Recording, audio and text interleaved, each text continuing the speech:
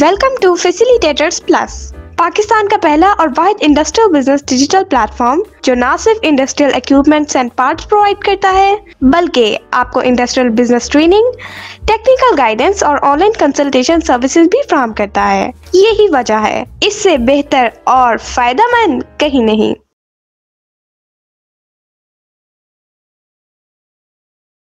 अस्सलाम वालेकुम। Facilitator plus solution के प्लेटफॉर्म पे आपको वेलकम कहते हैं।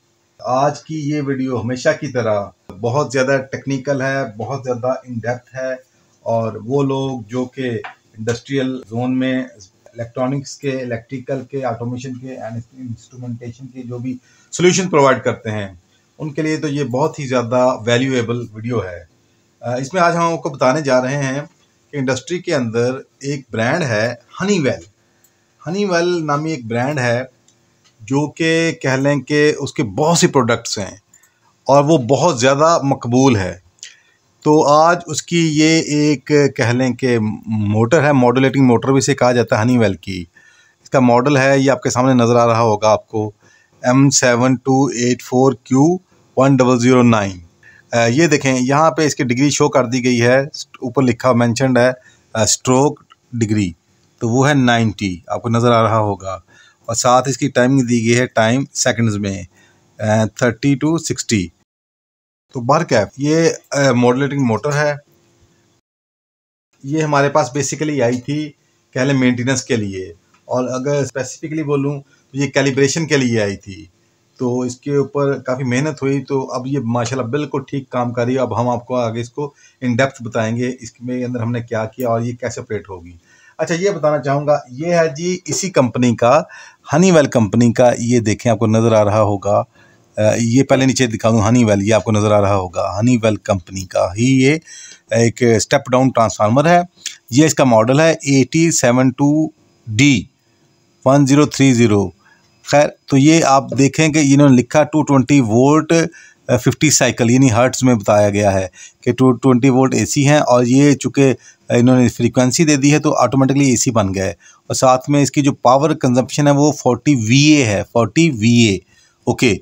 जबकि ये तो थी इसकी इनपुट, जबकि इसकी आउटपुट जो है वो है 24 वोल्ट्स, ये आपके सामने है। यानी कि ये जो आउटपुट देता है वो 24 वोल्ट एसी होते हैं। तो अब मैं आपको दिखाना चाहूँगा इसको। ये देखें, हमने एक बोर्ड के ज़रिए इसको हमने 220 वोल्ट दे दिए, और आगे यहाँ पे ये इन्होंने मेंशन किया है, हल्का सा कुछ नज़र आ रहा है, लोड, LOAD लोड, यानी 24 वोल्ट एसी के लिए ये 2 पॉइंट्स हैं। ये आपको नज़र आ रहा होगा, लोड लिखा आ रहा है, तो इसके आगे ये 2 पॉइंट्स हैं 24 वोल्ट एसी आउट के लिए।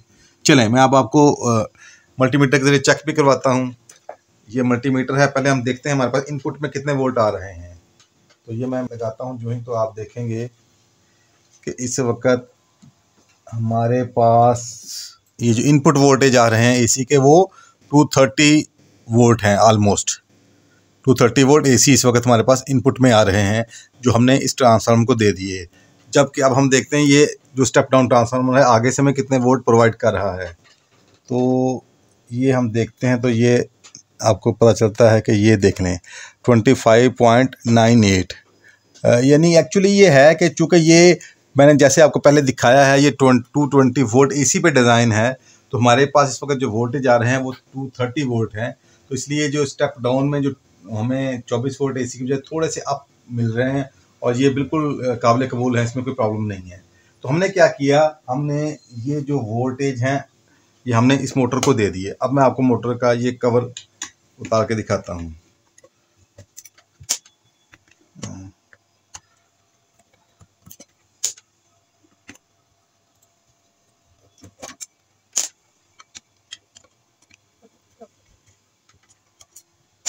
ये देखें, हमने ये कवर इसका उतार दिया, और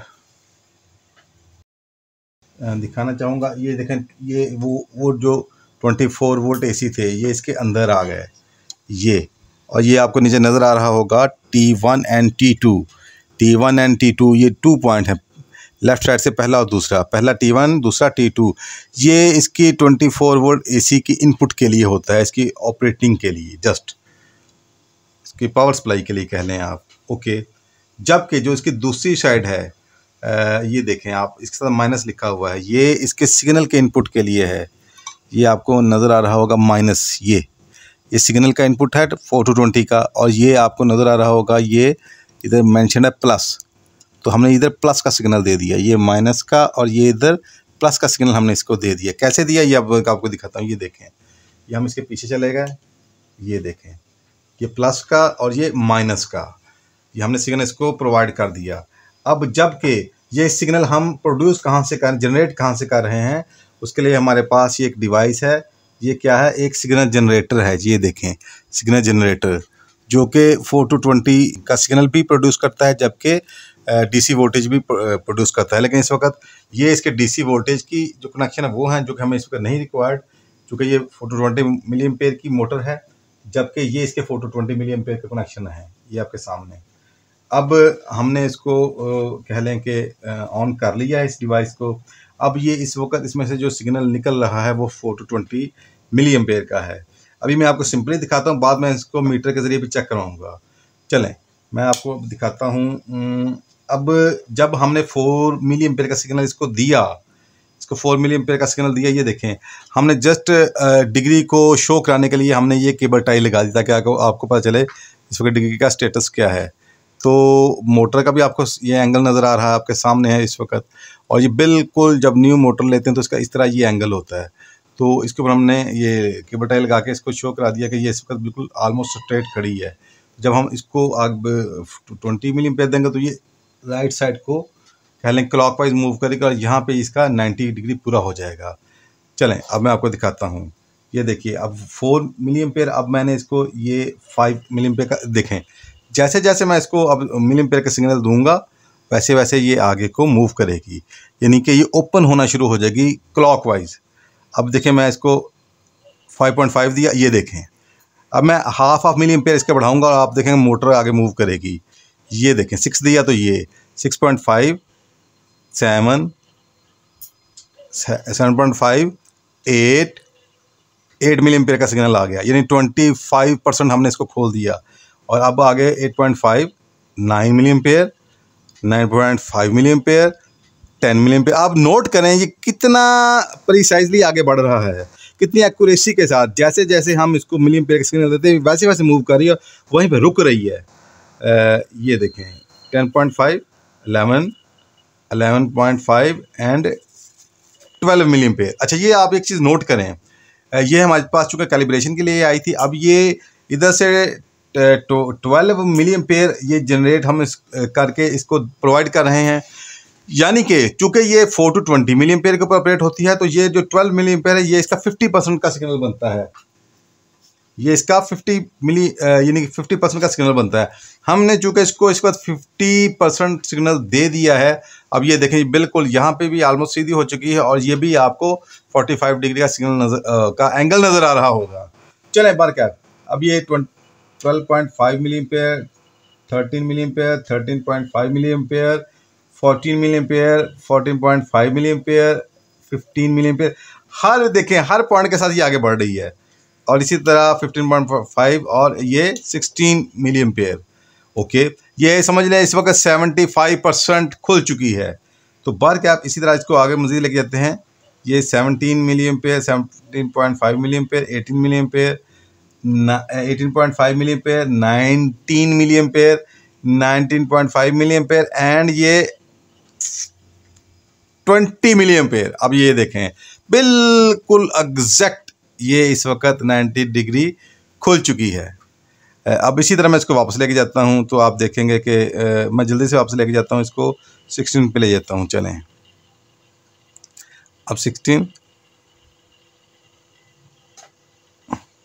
ओके। अब ये देखिएगा, अब ये जैसे जैसे पीछे लेके जा रहा हूँ ये वैसे वैसे पीछे आ रही है। ये देखें, एग्जैक्ट उसी पॉइंट पे 50% के ऊपर आ चुकी है ये। और इसी तरह इसको फिर हम रिवर्स लेके जाते हैं 8 मिली एम्पेयर के ऊपर।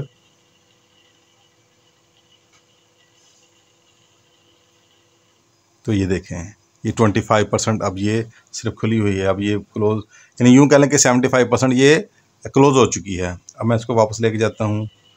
देखिए, मैं वही जितना इसको पीछे लेके जाऊँगा उतना ही ये पीछे जाएगी,